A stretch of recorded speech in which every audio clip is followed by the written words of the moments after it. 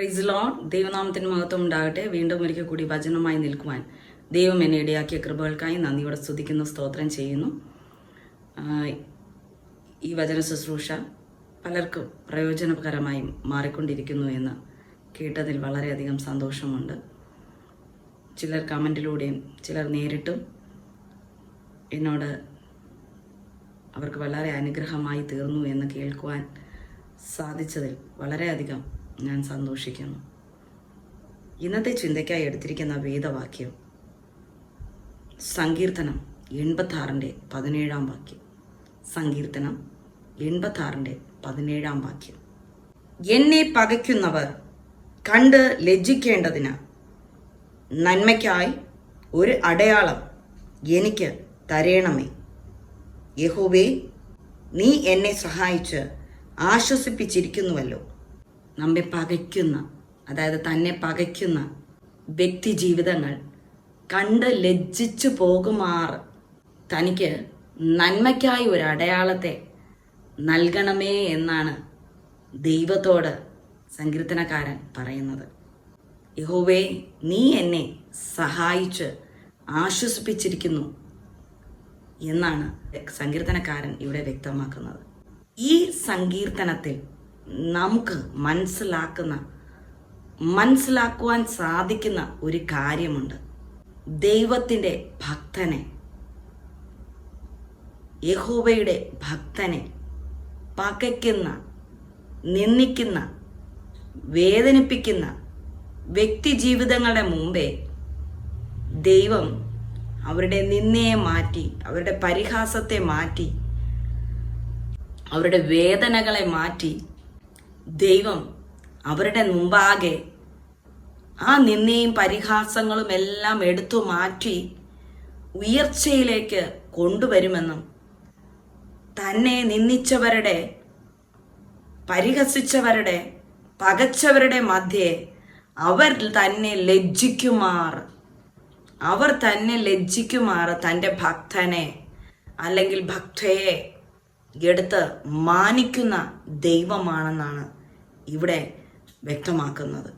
നമ്മുടെ ദൈവം നമ്മെ നിന്ദിച്ചവരുടെ മധ്യേ, നമ്മെ പരിഹസിച്ചവരുടെ മധ്യേ, നമ്മെ പകച്ചവരുടെ മധ്യേ അവർ തന്നെ നമ്മെ നോക്കി ലജ്ജിക്കുമാർ നമ്മെ മാനിക്കുന്ന ഒരു പിതാവാണ്, ഒരു ദൈവമാണ് നമ്മുടെ ദൈവം. നമ്മെ സഹായിക്കുന്ന ദൈവമാണ്, നമ്മെ പരിപാലിക്കുന്ന ദൈവമാണ്, നമ്മെ സ്നേഹിക്കുന്ന ദൈവമാണ്, നമുക്ക് ആശ്വാസത്തെ നൽകുന്ന ദൈവമാണ്, നമുക്ക് സമാധാനത്തെ നൽകുന്ന ദൈവമാണ്, സ്വസ്ഥത നൽകുന്ന ദൈവമാണ്. 2 ശമൂവേൽ 7:11 വാക്യത്തിൽ ദാവീദ് ഇപ്രകാരം പറയുന്നുണ്ട്. 2 ശമൂവേൽ 7:11 വാക്യത്തിൽ ദാവീദ് ഇപ്രകാരം പറയുന്നു: ഞാൻ നിന്റെ സകല ശത്രുക്കളെയും അടക്കി നിനക്ക് സ്വസ്ഥത നൽകും.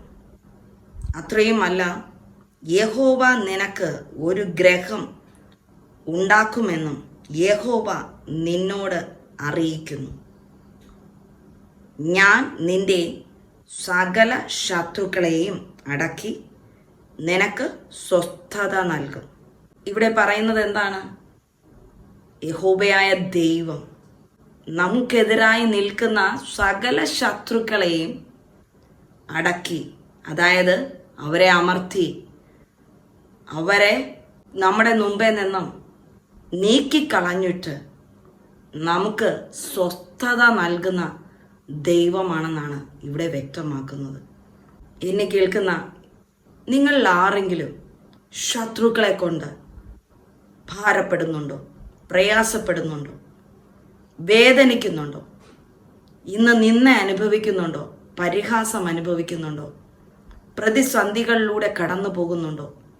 പല രീതിയിലുള്ള ശത്രുതകൾ നിമിത്തം ശത്രുക്കളുടെ നിന്നയും പരിഹാസങ്ങളും എല്ലാം കേട്ടുകൊണ്ട് അവരെ കൊണ്ടുള്ള പ്രതികൂലങ്ങളെല്ലാം തൻ്റെ ജീവിതത്തിൽ വന്നിട്ട് വളരെയധികം ഭാരത്തിലും പ്രയാസത്തിലുമായിരിക്കുന്ന ഏതെങ്കിലും വ്യക്തി ജീവിതങ്ങളുണ്ടെങ്കിൽ തീർച്ചയായും യഹോവയോട്, ദൈവത്തോട്, യേശു കർത്താവിനോട് നാം പ്രാർത്ഥിക്കുകയാണെങ്കിൽ, യാചിക്കുകയാണെങ്കിൽ, ആരാധിച്ച് ബലപ്പെടുകയാണെങ്കിൽ, ദാവീദ് ആരാധന വീരനായിരുന്നു.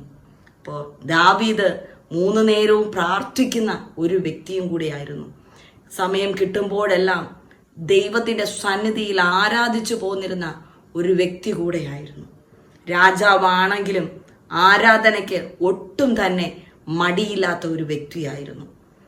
നാമും അതുപോലെ ആരാധിക്കുവാൻ, ദൈവത്തെ മഹത്വപ്പെടുത്തുവാൻ കിട്ടുന്ന സമയമെല്ലാം ദൈവസന്നിധിയിൽ ആരാധിച്ച് ബലപ്പെടുവാൻ, ആരാധിക്കുവാൻ മടിയില്ലാത്ത വ്യക്തി ജീവിതമാണെങ്കിൽ നമുക്കെതിരായി കടന്നു വരുന്ന ഏത് ശത്രുവാകട്ടെ, നമുക്കെതിരായി നമ്മുടെ ഭവനത്തിൽ ഉള്ളവരെ തന്നെ നമുക്കെതിരായി നിർത്തിക്കൊണ്ട് പ്രശ്നങ്ങളും പ്രയാസങ്ങളും കൊണ്ടിട്ട് ഭാരപ്പെടുത്തുന്ന ശത്രുക്കളുടെ മുമ്പേ നമുക്ക് സ്വസ്ഥത ദൈവം നൽകുമെന്നാണ്. ആ ശത്രുക്കളെ അടക്കിയിട്ട് ശത്രുക്കളുടെ മുമ്പേ നമ്മെ മാനിക്കുന്ന ദൈവമാണെന്നാണ് പറയുന്നത്. ആ ശത്രുക്കൾ തന്നെ നമ്മെ നോക്കി ലജ്ജിക്കുമാറ്, അവർ എത്രയൊക്കെ നമ്മെ തകർക്കുവാൻ ശ്രമിച്ചിട്ടും തകർക്കുവാൻ സാധിക്കാതെ, നശിപ്പിക്കുവാൻ സാധിക്കാതെ, ദാവീദിനെ നോക്കുകയാണെങ്കിൽ ദാവീദിനെ തകർക്കുവാൻ നോക്കിയിരുന്നു. പക്ഷേ ദൈവം അവിടെ ദാവീദിനെ സംരക്ഷിക്കുകയാണ് ചെയ്തത്. ദാവീദിന് എതിരായി വന്നതായ ശത്രുക്കളെ ദൈവം അടക്കിയിട്ട് ദാവീദിന് സ്വസ്ഥത കൊടുക്കുമെന്നാണ് ദാവീദിനോട് ദൈവം പറയുന്നത്.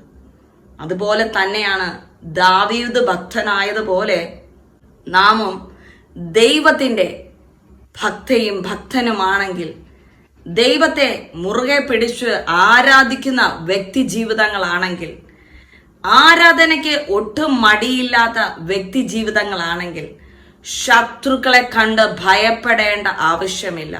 ശത്രുക്കൾ പല പല തന്ത്രങ്ങൾ എടുത്തുകൊണ്ട് നിങ്ങൾക്കെതിരായി എത്ര തന്നെ തന്ത്രം മെനഞ്ഞാലും ആ തന്ത്രങ്ങളെല്ലാം ജയിക്കുവാൻ തക്കവണ്ണമുള്ള അഭിഷേകത്തിന്റെ ശക്തി ദൈവം തരും. ആ ശത്രുക്കളോട് നാം അല്ല പോരാടേണ്ടത്, നിങ്ങളല്ല പോരാടേണ്ടത്. നിങ്ങൾ വിളിക്കുന്നതായ, നിങ്ങൾ ആരാധിക്കുന്നതായ, നിങ്ങൾ ആശ്രയിക്കുന്നതായ യേശു കർത്താവ്, യഹോവയായ ദൈവം, ത്രിയേക ദൈവം നമുക്കെതിരായി, നിങ്ങൾക്കെതിരായി നിൽക്കുന്നതായ ശത്രുക്കളെ അമർത്തിയിട്ട് അവരുടെ മുമ്പേ മാനിക്കുകയും, നിങ്ങളുടെ ജീവിതത്തിൽ സ്വസ്ഥതയില്ലാതെ ഇരിക്കുന്നുവെങ്കിൽ സ്വസ്ഥത തരുകയും, ഭവനത്തിൽ സമാധാനവും ഇവിടെ കാണാൻ സാധിക്കുന്നത് അത്രയുമല്ല. അതായത് 2 ശമൂവേൽ 7:11 രണ്ടാമത്തെ ഭാഗത്തിൽ ഇങ്ങനെ പറയുന്നു, അത്രയുമല്ല, യഹോവ നിനക്ക് ഒരു ഗ്രഹം ഉണ്ടാക്കുമെന്നും യഹോവ നിന്നോട് അറിയിക്കുന്നു. ശത്രുവിനെ അമർത്തിയിട്ട് അടക്കിയിട്ട് സ്വസ്ഥത മാത്രമല്ല നമുക്ക് ദൈവം തരുന്നത്, ഭവനത്തിലും സന്തോഷവും സമാധാനവും ദൈവം തരും. സ്വസ്ഥതയുള്ള ഒരു ഗൃഹം, സമാധാനമുള്ള ഒരു ഗൃഹം, സന്തോഷമുള്ള ഒരു ഗൃഹം, ഭാര്യ ഭർത്താക്കന്മാർ തമ്മിൽ സന്തോഷത്തോടെ, ദൈവസന്നിധിയിൽ ആനന്ദത്തോടെ, ഈ ശത്രുക്കൾ തന്നെ ലജ്ജിക്കുമാറ് സന്തോഷത്തോടെ ആയിരിക്കുന്നത് കാണുവാൻ സാധിക്കുമെന്നാണ്. അങ്ങനെയുള്ള ഗ്രഹത്തെ ദൈവം നിനക്കായി തരുമെന്നാണ്. അത് ഒരു ഭവനത്തെ ആവാം, നിനക്കൊരു നല്ലൊരു ഭവനം തരും എന്നുള്ളത് ആകാം. അതിനേക്കാൾ ഉപരി ഭവനത്തിൽ, ഗ്രഹം എന്ന് പറയുമ്പോൾ, നമ്മുടെ ഗ്രഹം എന്ന് പറയുമ്പോൾ അപ്പൻ, അമ്മ, മക്കൾ ചേർന്നത്, ഭാര്യ, ഭർത്താവ്, അവരുടെ കുഞ്ഞുങ്ങൾ ചേർന്നതാണ്. ആ ഭവനത്തിൽ മറ്റുള്ളവരുടെ ശത്രുതകൾ നിമിത്തം സമാധാനമോ സ്വസ്ഥതയോ ഇല്ലാതെ തമ്മിൽ ഭിന്നതകൾ ഇട്ട് തമ്മിൽ പ്രയാസങ്ങളിട്ട് എന്നെ കേൾക്കുന്ന പലരും ഈ അനുഭവത്തിലൂടെ കടന്നു പോകുന്നവരായിരിക്കും.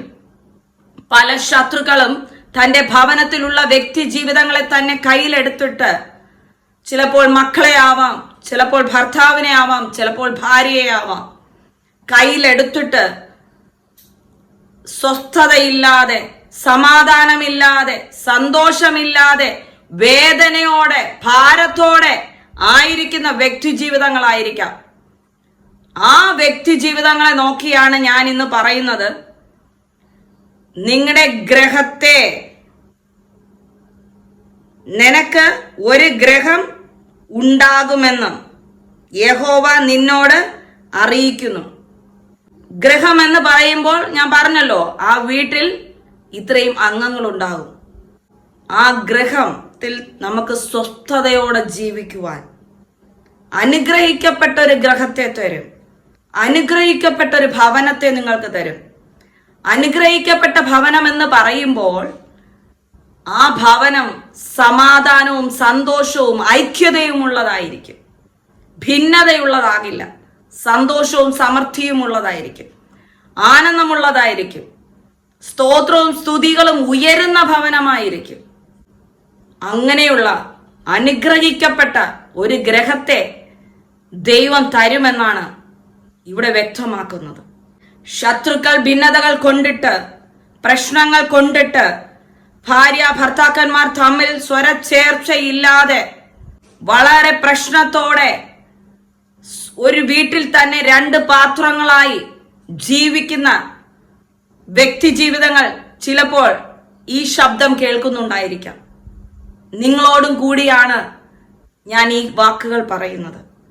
നാം യഹോവയിൽ ആശ്രയിക്കുകയാണെങ്കിൽ, ത്രിയേക ദൈവത്തിൽ ആശ്രയിക്കുകയാണെങ്കിൽ, യേശു കർത്താവിൽ ആശ്രയിക്കുകയാണെങ്കിൽ, ദാവീദ് ആരാധിച്ചതുപോലെ, ദാവീദ് 3 നേരവും പ്രാർത്ഥിച്ചതുപോലെ നിഷ്ഠയോടെ നാം ദൈവ സന്നിധിയിൽ കിട്ടുന്ന സമയമെല്ലാം ദൈവത്തെ ആരാധിക്കുവാൻ, ദൈവത്തെ പുകഴ്ത്തുവാൻ, ദൈവത്തെ ഉയർത്തിപ്പിടിക്കുവാൻ, ദൈവത്തെ മഹത്വപ്പെടുത്തുവാൻ തളർന്നു പോകാതെ ആരാധിച്ച് ബലപ്പെടുകയാണെങ്കിൽ, നാം ദൈവത്തിൽ മാത്രം ആശ്രയം വയ്ക്കുകയാണെങ്കിൽ, തീർച്ചയായും ആര് കൊണ്ടിട്ട ഭിന്നതയോ ആകട്ടെ, ഏത് വ്യക്തി ജീവിതങ്ങൾ നിങ്ങളുടെ ഭവനത്തിലെ മറ്റേ വ്യക്തിയെ കയ്യിലെടുത്തിട്ട് നിങ്ങളുടെ വീട്ടിലെ പ്രശ്നങ്ങൾ കണ്ട് അവർ പരിഹസിക്കുകയും നിന്ദിക്കുകയും സന്തോഷിക്കുകയും ചെയ്യുകയാണെങ്കിൽ, ആ വ്യക്തി ജീവിതങ്ങളുടെ മുമ്പേ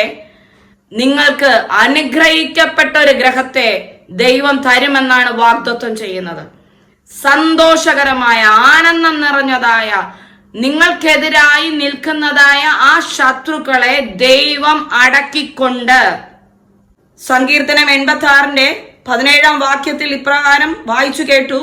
ഞാൻ ആദ്യം ആ വാക്യമാണ് എടുത്തു പറഞ്ഞത്.